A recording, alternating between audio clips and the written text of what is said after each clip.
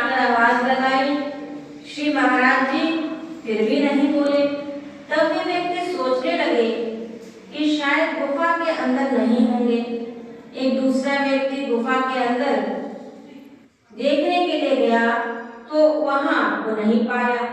उसने आकर सबको कहा कि बाबा जी तो अंदर नहीं है। उसके दूसरे साथियों ने कहा जरा ठीक से देख कर आओ।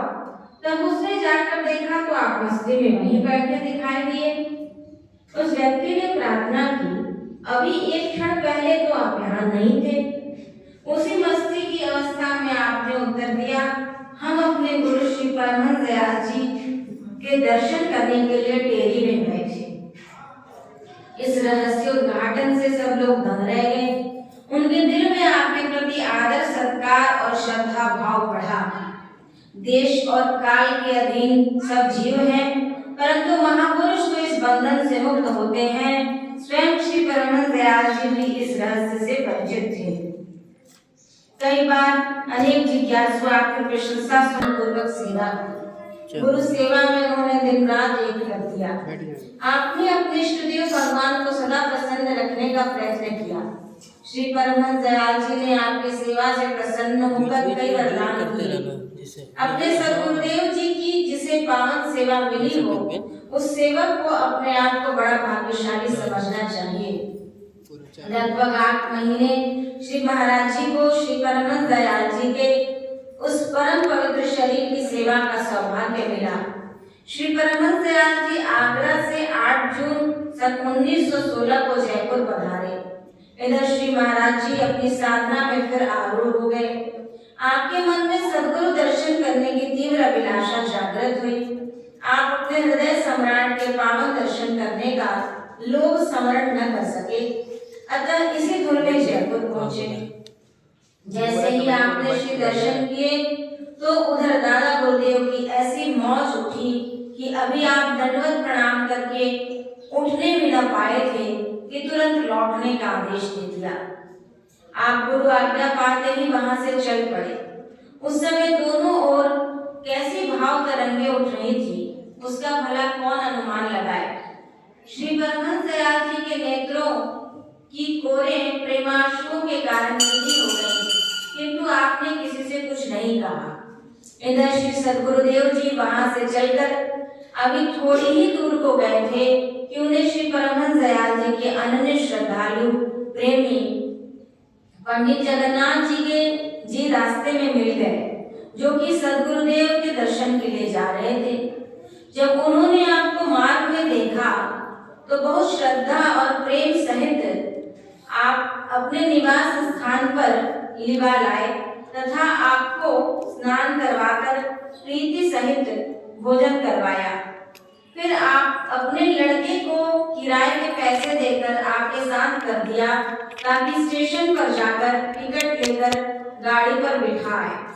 स्वयं पंडित जी इस कार्य से निवृत्त होकर जब श्री परमहंस दयाल जी के पास पहुंचे तो सारा वृतांत कह सुनाया।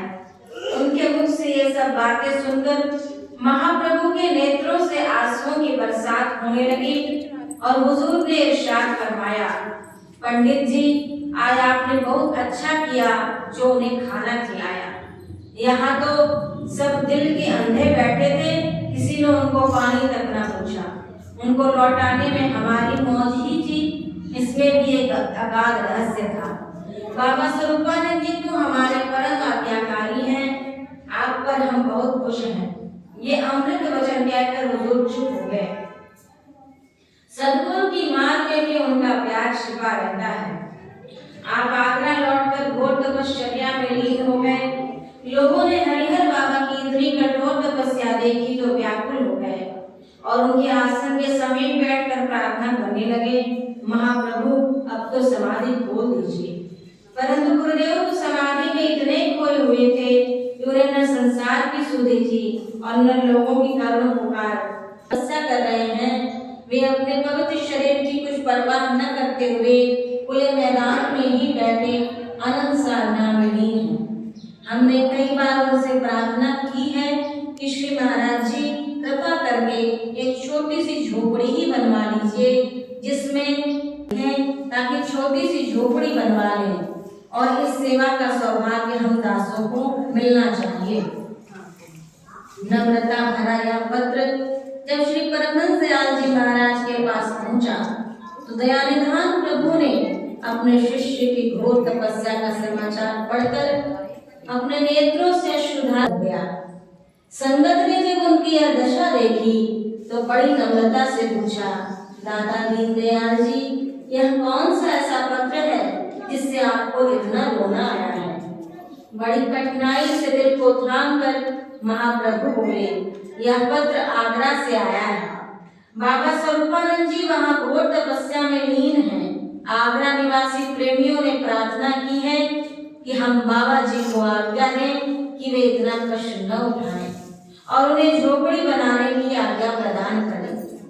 अब हम उन्हें क्या लिखें? वे तो पूर्ण निर्भय पद को प्राप्त कर चुके हैं। राम कहो तो राम है, कृष्ण कहो तो कृष्ण, नानक कहो तो नानक है, कबीर कहो तो कबीर। राम कृष्ण नानक कबीर के पद को पाकर यह पूर्ण परमहंस है।